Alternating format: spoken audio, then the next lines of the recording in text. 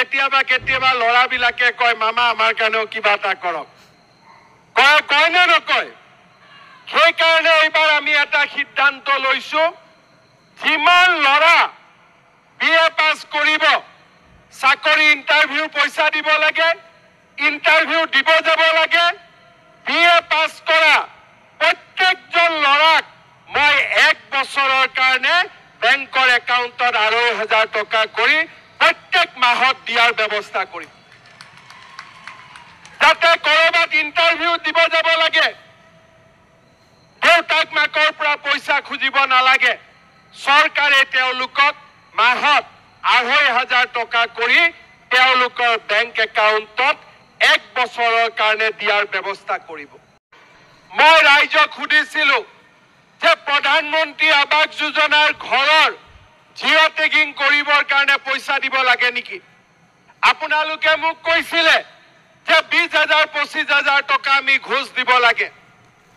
এইবাৰ আমি কি কৰিছো যে জিঅ' টেগিং কোনে কৰিব আমাৰ জীৱিকা সখী বাইদেউবিলাকে আপোনালোকৰ ঘৰত গৈ জিঅ' টেগিং কৰি দিব আৰু মই কি সিদ্ধান্ত লৈছো যে যদি জিঅ' টেগিং জীৱিকা সখী বাইদেউসকলে নকৰে আমি নিজৰ জিঅ' টেগিং নিজেই কৰি পেলাই চৰকাৰক আমি জমা দিব পাৰিম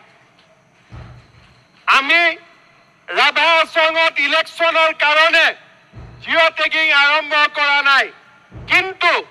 অসমৰ চাৰিওফালে জিঅ' টেগিং হৈ আছে 19 লাখ লোকে এতিয়ালৈকে জিঅ' টেগিং কৰিছে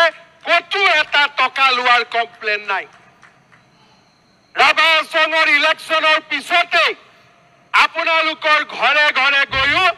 আমি জিঅ' টেগিং কৰিম প্ৰত্যেকজন দুখীয়া পৰিয়ালক একোটাকৈ ঘৰ দিয়াৰ ব্যৱস্থা আমি গ্ৰহণ কৰিম এই হৈছে আমাৰ সংকল্প আমাৰ ঘৰত যদি কোনোবাই জিঅ' টেগিং নকৰে আমি নিজে গৈ নিজৰ জিঅ' টেগিং কৰিব পাৰিম শ্ৰদ্ধা ৰাইজ মেট্ৰিক পৰীক্ষা পাছ কৰিলে ছোৱালী 11ত এডমিশ্যন ললে প্ৰত্যেক মাহত তাইৰ পঢ়াৰ খৰচ চৰকাৰে দি আছো এতিয়া 11ৰ ছোৱালী 12 পাব 10ৰ ছোৱালী 11 পাব আমি সকলোকে নিযুত মইনাৰ আঁচনি আমি দিয়ে থাকিম আজি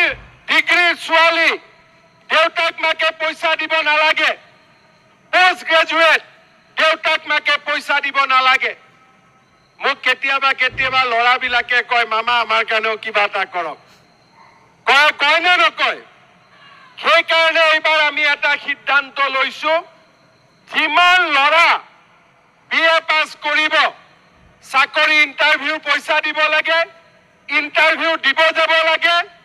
বিএ পাছ কৰা প্ৰত্যেকজন ল'ৰাক মই 1 বছৰৰ কাৰণে বেংকৰ একাউণ্টত 2,500 টকা কৰি প্ৰত্যেক মাহত দিয়াৰ ব্যৱস্থা কৰিম